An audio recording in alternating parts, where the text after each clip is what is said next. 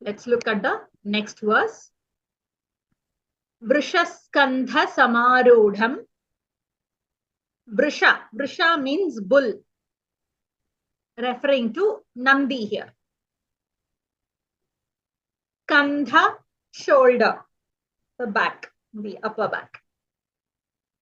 Samarudham, seated or mounted upon, you're sitting on that. That means Shiva is seated on Nandi, symbolizing dharma and strength.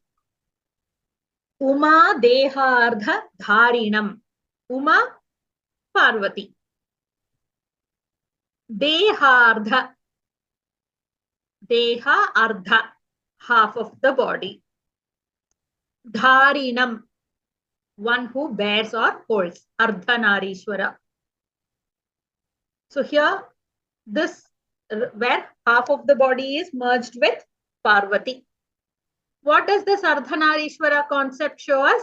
It represents the union of Shiva and Shakti.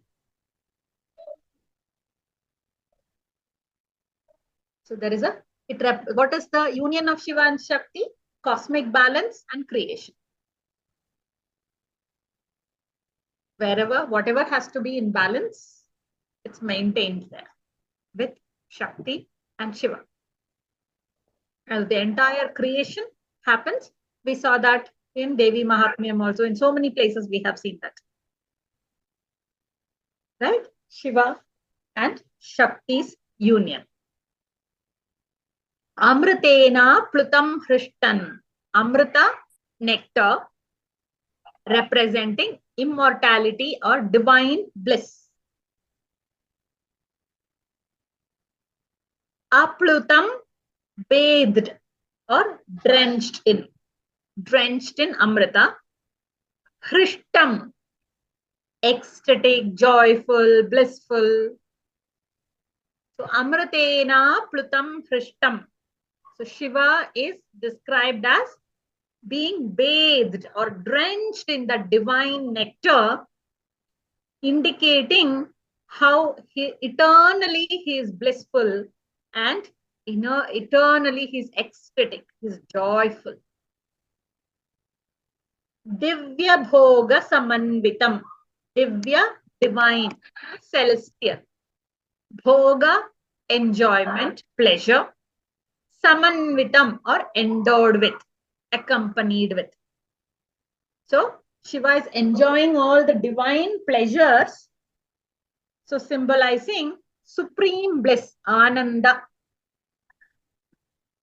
Here, when I'm saying Shiva is enjoying or the pleasures, doesn't mean that all the materialistic happiness, but it is talking about eternal blissful nature. Let's look at the subtle meaning. So we have seen Shiva as the supreme yogi, sitting on Nandi. So it shows his mastery over dharma and control over desires.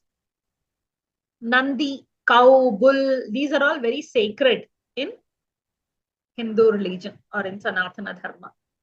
It represents dharma. It represents righteousness. That we follow everything according to the dharma. So it is not about only me. It is also about every one of us. That is what is always taught in Sanatana Dharma. It's not about me alone. Even when I am in the spiritual path, my knowledge is being passed on to others. The way I exhibit myself, the way I portray myself, it brings in that kind of happiness or calmness or knowledge to everyone around us. Though we say that, yes, we cannot uplift anybody else. If I have to transform, only I can transform. Nobody else can help you with that. Or nobody else can transform you. But we all go together in such a way that when I am going into this path, you also come along. If that person is willing to, that person also will join. So that's how knowledge was shared. Knowledge was never held. Oh, this is mine. I will not give it to anybody. It was never our culture at all. It's today that parents tell, don't share your notes with another person because you will lose the first rank. Somebody else will take the first rank. So there was no ranks. There was nothing like that. It was just plain sharing of knowledge. In fact, even the Guru Dakshina was taken at the end. Right? Now what? We have to pay the fees first and then only we can enroll. Times have changed. Right? So the knowledge that was being shared was completely selfless. And that's how even the kings were also supporting these ashrams. They were able to, the teachers or the people in the Gurukula, the Guru and his family, for them, the king was the provider. The Grihastashramites were the providers. They used to give whatever food, clothing, place to live, everything was being taken care of. Today, it's not that case. Nobody takes care of us. You have to fill your own belly. So then you'll have to do it. But nevertheless, it should not be that, okay, I be very, very calculative about how much I am getting, so much only I will give. Knowledge should not be done that way or given that way. It should be given with full heart, free flowing knowledge to it. So that is one example of being righteous, of being as simple as following all the yamas and niyamas. To put it in a very, very uh, short manner to make you understand, following dharma, follow yamas and niyamas.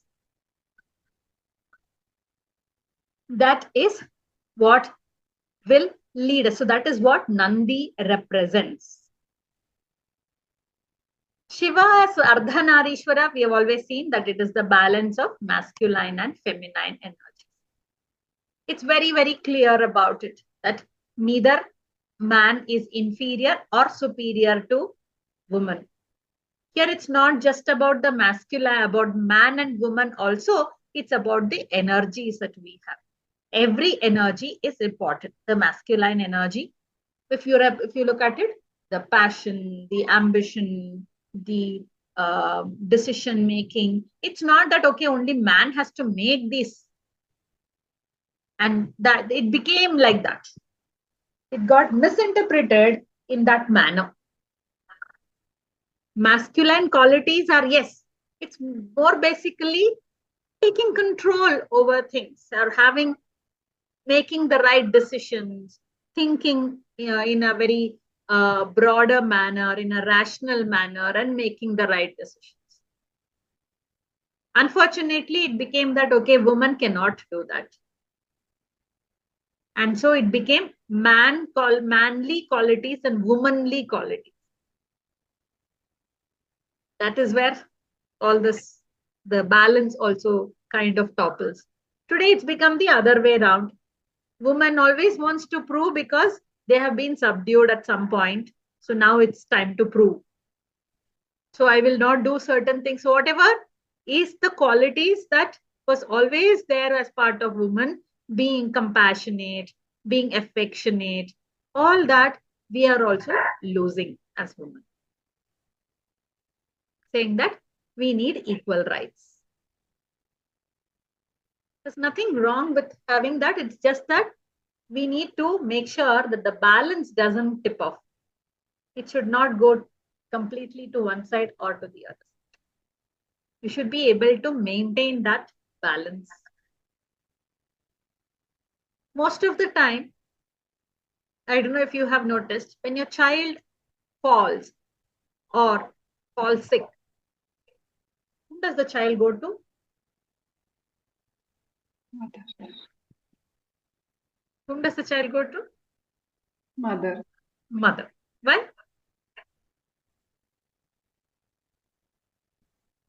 Do we teach that you need to go to the mother? No. The quality that we exhibit makes that child come towards. Right? So it is there inert natural with a woman. But we are trying to say that no, it is not like that. It will make us more, they say, dependent, or it shows our weakness. It's not our weakness, it's our strength. So we need to strike a balance between this. It's not that we can't make good decisions. At the same time, don't forget our compassionate nature. That is very natural, which comes to us. So that is what the Ardhanarishwara concept determines. Next is Shiva as that one being based in nectar. It represents our transcendence over time and death. Kalatita.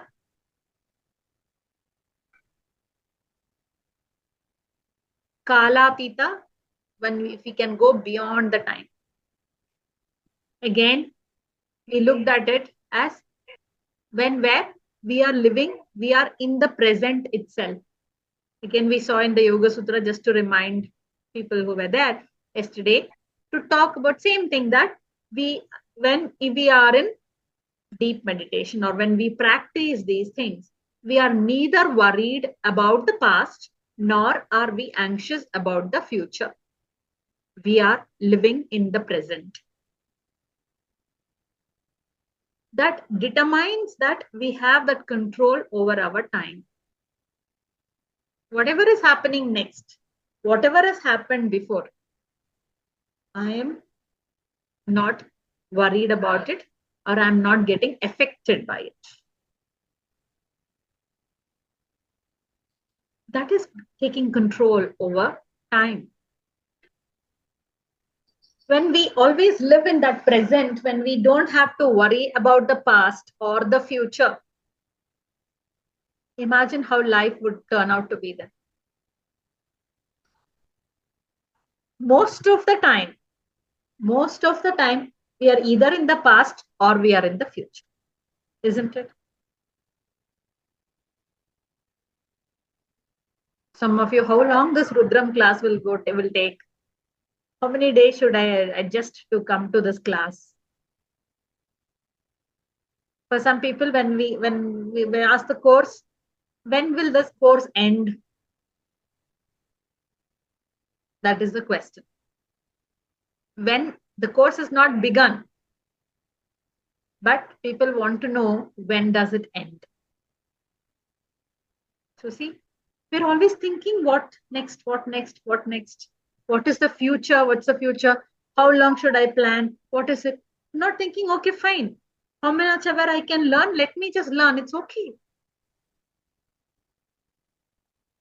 I'm just looking at, okay, what can I do today? What can I learn today? Tomorrow, whatever is happening, we don't know whether I will be there, you will be there too. Isn't it? So if we are not sure whether we will be there or not, then why are we planning for it? Or why are we anxious about it?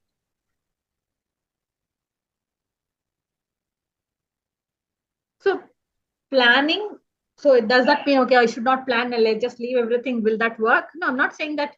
In the materialistic world, we may need to plan. But planning is different. Being anxious about it is, oh, tomorrow what will happen? Will this work in my favor? Will it not work in my favor? What will I do if it doesn't work? We think about a lot of stories goes into our mind, different stories, different sequences. goes about what's going to happen later. Today, now, what can I do? I'm not looking. So that means what? We are not having any control over the time.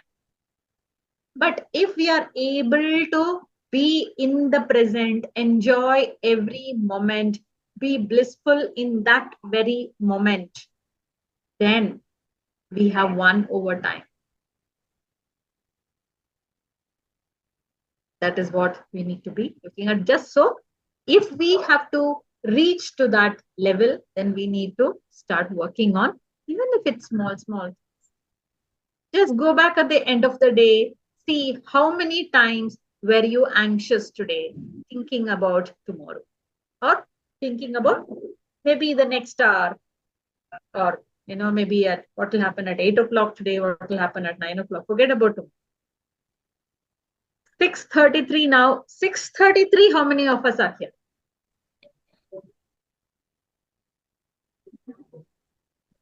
Right? So when we start working on that, that is when we become true yogis. Okay. Next, Shiva as the source of divine joy. So Ananda means we saw that it is not materialistic joy. True Ananda comes with understanding who we really are. What is the purpose of this life? True purpose of this life. Then we reach that pure bliss or supreme bliss.